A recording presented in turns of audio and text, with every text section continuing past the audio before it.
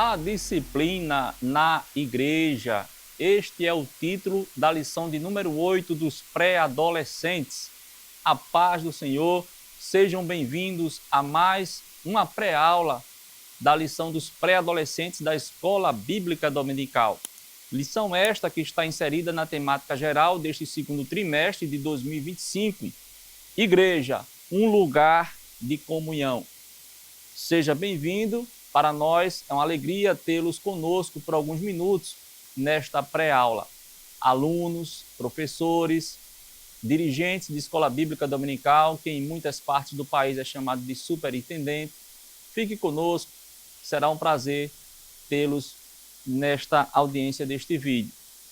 A lição, ela está baseada em 1 Coríntios, capítulo 14, versículo 26 ao 40. 1 Coríntios 14, do 26 ao 40, é onde está baseada esta rica lição para os pré-adolescentes.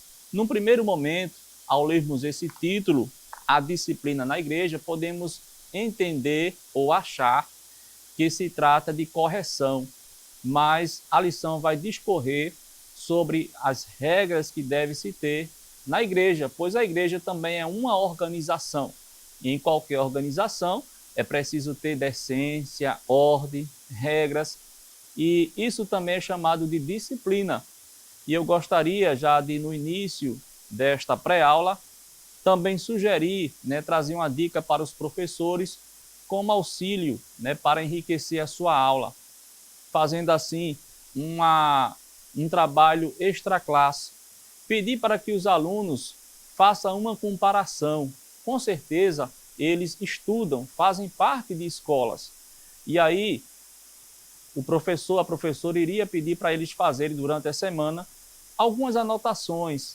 Quais são as regras que existem na escola que eles frequentam? A escola secular, onde se ensina matemática, geografia, português, física, ciências. Quais são as regras que eles observam ali? Há limites, Os alunos não podem fazer tudo o que querem. Um exemplo é que eles têm hora para chegar, têm horas para largar, Eles precisam fazer ou participar de provas para no final do ano passar. Então, na escola secular existem regras, existe disciplina. Inclusive, alguns chamam matéria, outros chamam disciplina, os assuntos que eles estudam. E aí, o aluno ele vai fazer essas anotações e depois comparar com relação às regras que existem na igreja, as disciplinas que existem na igreja. A igreja também tem hora para chegar, A igreja tem hora para sair, tem a hora que o culto começa, tem alguém que dirige o culto, Tem alguém que distribui oportunidades aos cultos, no culto, durante o culto. Então, é muito importante que o aluno possa fazer também esse trabalho extra classe, pois vai somar muito em relação ao conhecimento dele sobre este assunto, a disciplina na igreja. E falando de igreja, é sempre bom lembrar que, apesar de ser pré-adolescentes, estarem ainda em idade muito nova, 11, 12 anos, mas é muito importante logo cedo os alunos tomarem conhecimento sobre a teologia bíblica. E na teologia bíblica, pentecostal, estamos estudando eclesiologia, ou seja, a doutrina, o ensino da igreja. Já algumas lições que estamos estudando, esta doutrina com relação à igreja, a eclesiologia. É bom que os alunos se familiarizem com esses termos, É a palavra que vem do grego, lá no original, e é importante que, mesmo sendo pré-adolescentes, que eles vão tomando conhecimento desses termos, pois juventude, adolescentes e até criança precisam se habituar à teologia bíblica para, quando chegar na idade adulta, principalmente, esteja bem preparado para executar a obra no reino de Deus. Então, esta lição que fala de a disciplina na igreja tem 3 objetivos. O primeiro é relacionar a disciplina ao serviço sincero a Deus. Segundo objetivo, explicitar a importância da ordem nos cultos. E terceiro, expor o papel da organização da igreja como forma de adoração. Primeiro tópico da lição, a necessidade de ordem na igreja. Por que regras são importantes? Claro, em meio à sociedade, nós vivemos em sociedade. Então, no meio da sociedade é importante que exista regra, porque se cada um fizer o que bem entender, vira uma desordem, né? Tanto no seio da família, até na família existem regras, em que os pais são os líderes. E quando parte para a igreja, que é formado por famílias, também é preciso haver regras. E a lição diz o seguinte: por que regras são importantes? Aí o comentarista coloca: imagine se convivêssemos na igreja sem qualquer tipo de regra ou ordem. Se todos chegassem em qualquer horário, falassem ao mesmo tempo e não respeitassem regras. Chegamos lá para cultuar, isso é um exemplo que pode passar para os alunos. Eu vou para a igreja hoje de 4 horas da tarde, no domingo, mas o culto habitualmente acontece às 18, às 19 horas. Chega lá às 4 horas da tarde, não vai ter culto. Ah, mas eu vou lá e vou fazer meu culto e de 6 da noite, quando era para começar, eu volto para casa. Então ia ficar um negócio desorganizado, é verdade? Só para que eles entendam. E quando está no culto, já pensou se não tivesse ninguém dirigindo o culto? Um irmão começa a falar lá no meio da igreja, dando um testemunho dele. De repente, outro irmão, na mesma hora, começa também a cantar. Então, vira uma certa bagunça, né? Então, dentro da igreja precisa haver regras também. Porque a igreja, falamos aqui de igreja local, né? É uma organização. E toda organização precisa de regra, precisa de reverência no culto, precisa de disciplina. O texto em que a lição está baseada, em 1 Coríntios, capítulo 14, do versículo 26 ao 40, vai falar justamente da necessidade de se ter ordem no culto.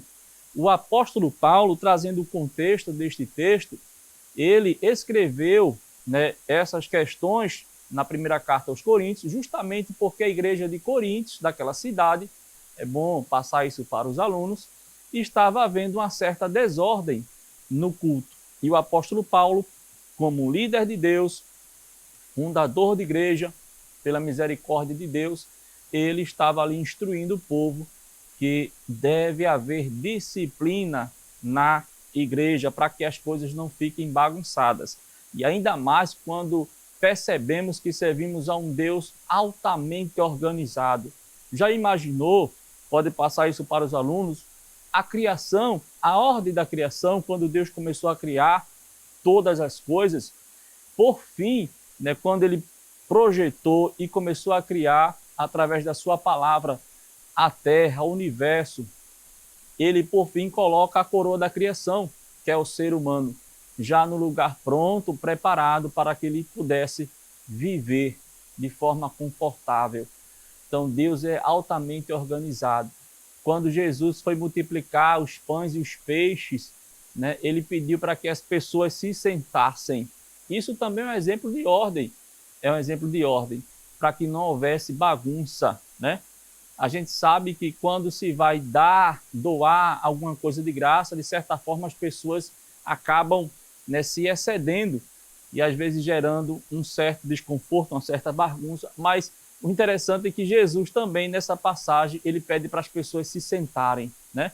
Ele descobre ali que há um menino com pães e peixes, insuficiente aos olhos humanos, mas ele faz a multiplicação, mas não é algo desorganizado. Ele pede para o povo sentar-se, para então começar a distribuir os pães e os peixes. Que interessante, né? Então, só corroborando com este assunto. No segundo tópico, vamos correr por causa do tempo, vai falar sobre um lugar de disciplina. Aí a lição destaca o que é disciplina. É a obediência ao conjunto de regras que são propostas por determinado grupo. Deve haver disciplina nos grupos, na sociedade. Infelizmente, estamos vivendo em um tempo de muita desordem, muita desorganização. Aí fora, no mundo, a gente observa as pessoas fazendo o que bem entendem, o que bem querem, e acabam ultrapassando o direito dos outros, desrespeitando os outros. Então é necessário haver disciplina. As regras, por mais que pareçam desnecessárias, para alguns, são muito importantes para o bom funcionamento de um local, e isso serve também para a igreja. Como texto referência, 1 Coríntios 14, 33. A disciplina na igreja.